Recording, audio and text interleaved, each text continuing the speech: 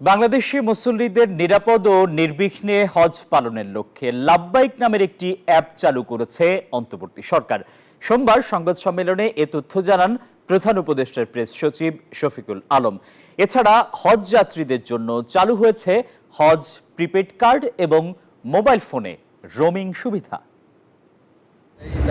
হজ পালনে বাংলাদেশি হজ যাত্রীরা বিভিন্ন সমস্যার সম্মুখীন হন। এই সমস্যা নিরসন ও হজের অভিজ্ঞতাকে আরও সহজ করতে ধর্ম বিষয়ক মন্ত্রণালয় লাব্বাইক অ্যাপ ও প্রিপেড কার্ড চালু এবং রোমিং সুবিধা দেওয়ার পদক্ষেপ নিয়েছে। সার্বক্ষণিক লোকেশন আপডেট এবং খবর জানতে হজযাত্রী হারিয়ে গেলে বা অসুস্থ সহ বিপদে পড়লে জরুরি মুহূর্তে অ্যাপ থেকে SOS বাটনে ক্লিক করলেই সাপোর্ট টিম যাত্রীকে উদ্ধার ও সহায়তা করবে।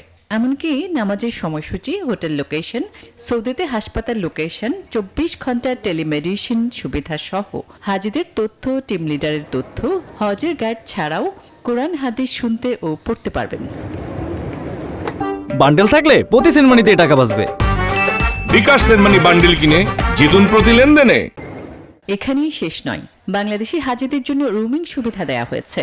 দেশি মোবাইল অপারেটরদের সমন্বয়ে এই সুবিধা দেয়া হচ্ছে। এর মাধ্যমে সৌদিতে বসে কথা বলতে পারবেন হাজিরা। আসমাতুলি, নিউজ 24।